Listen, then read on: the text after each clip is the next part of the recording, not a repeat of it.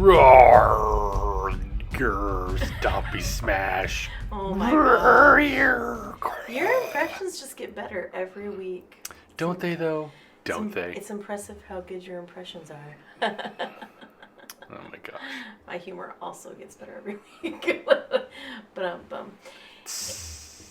Welcome to Drawing Conclusions. I'm Jessica. I'm Josh. And today we are reviewing Godzilla, King of the Monsters. King of the Monsters. Josh, what did you think of this movie?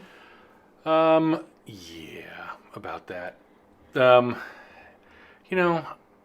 find it entertaining on some level, just the big monsters smashing things and clawing each other and biting and shooting fire out of their mouths and all that fun stuff. But the plot was really silly.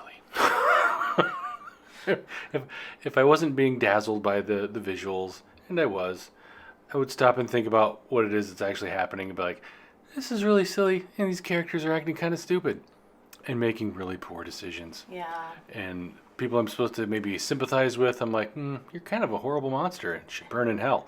But wow, that was intense. So intense. That anyway, was more intense than the entire Godzilla movie we just watched. Just kidding. Okay, that's overstepping a little bit. But, it was visually, for me, very gratifying and fun, but at the same time, really silly. Yeah, it was very silly, I would say. It had a plot that was semi-ridiculous and yet still managed to have a lot of cliche, overused things that you've seen in movies like this and science fiction. Well, not like good science fiction, but this kind of science fiction movie. Right. In the past. I thought some of the creature designs were cool, and some of them kind of went, I don't know. Which one did you go for? I don't know. Well, they had those two that kind of were the same-ish. That had the weird the spindly thing. legs. Yeah, the spindly legs. I'm like, okay, two spindly leg ones, I guess. Whatever. Well, it takes all kinds. Creativity. Yeah. Anyway, so I mean, it was just. It was a monster movie with monsters attacking each other, but it was very much a summertime blockbuster kind of show. Well, is it going to be a blockbuster? It was something like summertime. It was like a leave your brain at the door kind of show. Yeah, summertime fare. Except that even like your heart, like I didn't really care what happened to any of the characters.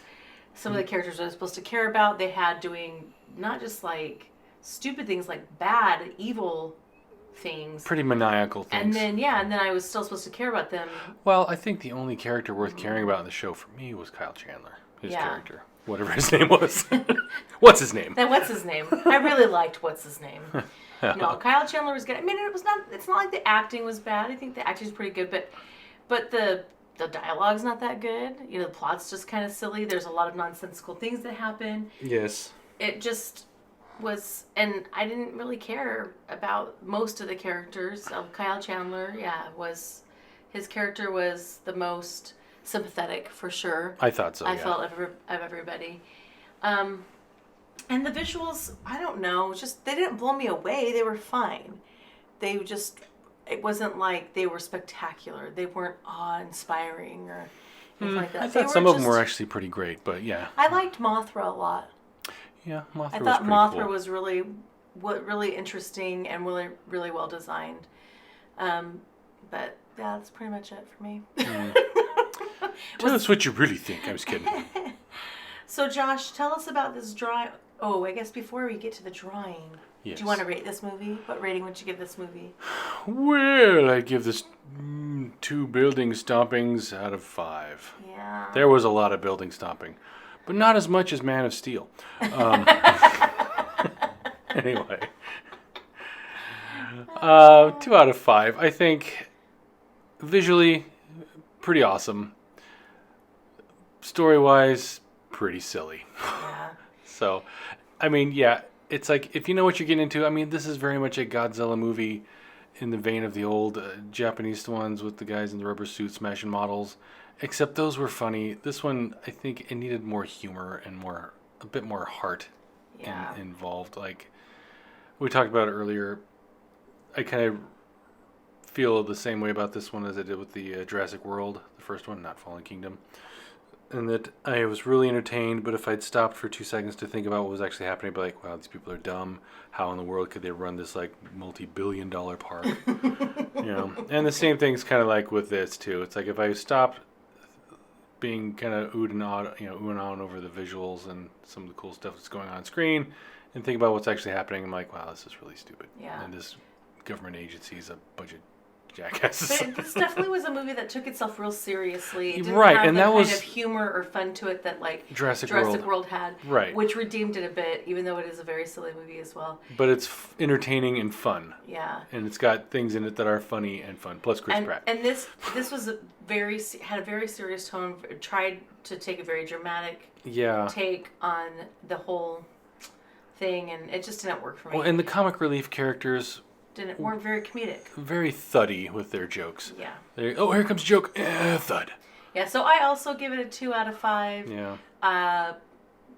Unless you are super, super into this kind of thing, just save it for Redbox. or streaming or whatever, find the bootleg on the internet. No, don't do that. Piracy is bad. Piracy is very bad.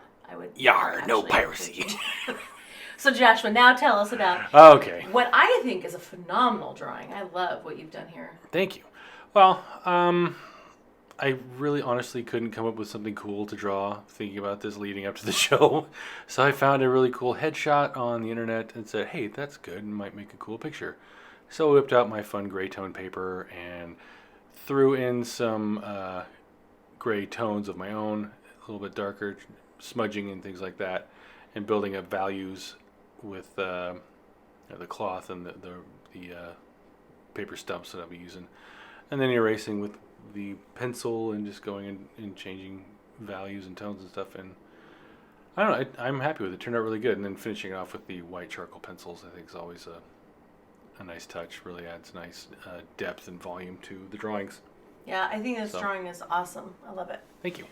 All right, that is it for this episode of Drawing Conclusions. I don't know why I call it episode. I don't either. I don't know, because I just have to change it in a few years and call it like, episode 5, the something or other, like Star Wars did, do a special edition with all new visual effects. There you go. Yep, that'll happen.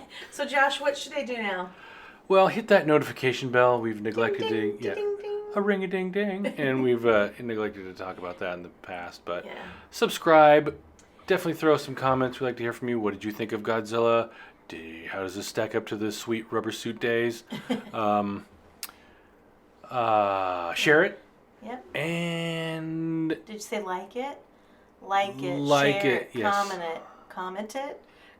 On it. Commentate it. Yeah. Commentate it. Yeah, and that notification bell is important. That way, subscribing. If you subscribe to a lot of things, you're not necessarily going to see our videos come up. But when you hit that notification bell, then you will make sure that you always get alerted when we have a new video on Hopefully. our channel. Yeah, that's the idea. Also, check us out on Patreon. Any support there really does super duper help. You have no idea.